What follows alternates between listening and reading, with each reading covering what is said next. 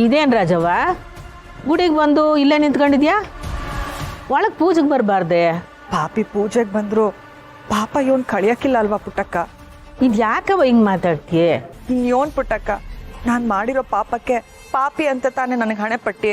ರಾಜವ್ವ, ಪಾಪ ಪುಣ್ಯ ಎಲ್ಲ ದೇವ್ರ ಲೆಕ್ಕ, ಜೀವನ ಮಾಡೋದಷ್ಟೇ ನಮ್ಮ ಲೆಕ್ಕ. ಜೀವನ ಮಾಡಕ್ಕೂ ಒಂದು ರೀತಿ ನೀತಿ ಅಂತ ಇರ್ತದೆ ಅಲ್ವೇ? ನಿನ್ ಗಂಡನ ಕೈಯಾಗ ತಾಳಿ ಕಟ್ಟಿಸ್ಕೊಂಡು ಆ ವಯ್ಯಂಗೆ 2ನೇ ಹೆಂಡ್ರಾದವಳು. ನನ್ಗೆ ಎಲ್ಲಿ ಸ್ಥಾನಮಾನ ಇರ್ತದೆ ಏಳು? ಈಗ ಯಾಕ ಮಾತೆಲ್ಲ? ಸುಮ್ಕ್ ಮಾತಾಡ್ದಿಂದ ಏನಾರು ಬದಲಾದೈತೆ? ಮಾತಾಡ್ಲಿಲ್ಲ ಅಂದ್ರೆ ಮನ್ಸಿನ ಭಾರ ಹೆಂಗ್ ಇಳಿತೈತೆ ಪುಟ್ಟಕ್ಕ? ನಾನು ಯೋನೆ ಮಾಡಿದ್ರು ನಿನ್ ಸ್ಥಾನಮಾನ ನನಗೆ ಸಿಗಕ್ಕಿಲ್ಲ ಅಲ್ವಾ? ಹಂಗೆಲ್ಲ ಏನು ಅನ್ಕೋಬೇಡ, ನಿನಗಿರೋ ಸ್ಥಾನ ಇದ್ದೇ ಇರ್ತದೆ. ಸ್ಥಾನ ಏನೋ ಇರ್ತದೆ, ಆದ್ರೆ ಸಿಗ್ಬೇಕಾಗಿರೋ ಗೌರವ ಸಿಗಕ್ಕಿಲ್ಲ ಆಟೆಯ. ಚಿಕ್ಕ ವಯಸ್ಸಲ್ಲೇ ಅವ್ವ ಅಪ್ಪನ ಕಳ್ಕೊಂಡೆ, ಇತ್ತೊಬ್ಬ ತಮ್ಮನ್ನ ಬೆನ್ನಿಗೆ ಕಟ್ಕೊಂಡು ಕಷ್ಟಪಟ್ಟು ಸಾಕ್ದೆ. ನನ್ ಗಂಡ ಆಡಿದ ಮರಳು ಮಾತನ್ನ ನಂಬಿ ನನ್ನ ಜೀವನನೇ ಬಲಿ ಕೊಟ್ಬಿಟ್ಟೆ.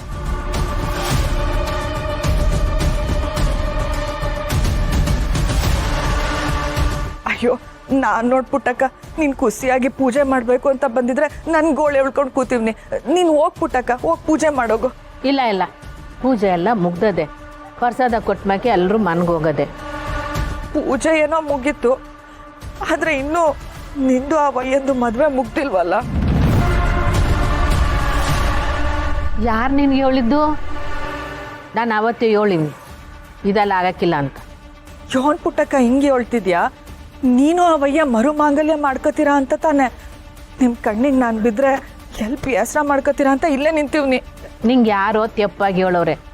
ನಾವು ಬಂದಿರೋದು ಮದುವೆಗಿದುಗಲ್ಲ, ಸ್ವಾಮಿ ಕಲ್ಯಾಣೋತ್ಸವಕ್ಕೆ ಬಂದಿರೋದು. ಇಲ್ಲ ಪುಟ್ಟಕ್ಕ, ನೀನು ನನ್ನ ತವ ಸುಳ್ಳು ಹೇಳ್ತಾ ಇದ್ಯಾ? ಆ ವಯ್ಯನೇ ಬಂದು ಹೇಳೋನೆ ಇವತ್ತು ನಿನ್ಗೆ ತಾಳಿ ಕಟ್ತೀನಿ ಅಂತ. ತೋ ಅದು ದಿಟ ಅಲ್ಲ, ನಾನು ಇದು ಒಪ್ಪಿಗೆ ಕೊಟ್ಟಿಲ್ಲ. ಹಂಗಾರೆ ಎಲ್ರೂ ಸೇರಿ ನಿನ್ನ ಒಪ್ಪಿಸ್ಬೇಕು ಅನ್ಕೊಂಡವ್ರೆ.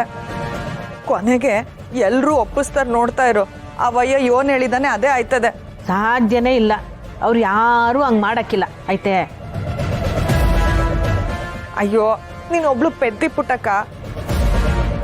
ನಿನ್ ಮನೆಯವರು ನಿನ್ ಮಕ್ಕಳು ಎಲ್ಲ ಸೇರ್ಕೊಂಡು ನಿನ್ನ ಒಪ್ಪಿಸ್ಬೇಕು ಅಂತ ಅನ್ಕೊಂಡಿದ್ದಾರೆ. ನೀನ್ ಕೊನೆದಾಗ ಹೋಗಿ ನೋಡಿ, ಇವಾಗ ಎಲ್ರು ಅದನ್ನೇ ಮಾಡೋದು. ಹಂಗೇನು ಇಲ್ಲ ಕಣ್ರಾಜವ್ವ, ನೀನೇ ಏನೇನೋ ಕಲ್ಪನೆ ಮಾಡ್ಕೊತಿದ್ಯಾ. ಬಾ, ಪ್ರಸಾದ ಕೊಡ್ತೀನಿ. ತಿಟ್ವಾಗ್ಲೂ ಹಂಗೇನೂ ಇಲ್ಲ ಅಂತೀಯಾ? ಏನೂ ಇಲ್ಲ ಕಣವ. ಬಾ ನೀನು, ಪ್ರಸಾದ ಕೊಡ್ತೀನಿ, ಬಾ ತಿನ್ನುವಂತೆ ಬಾ.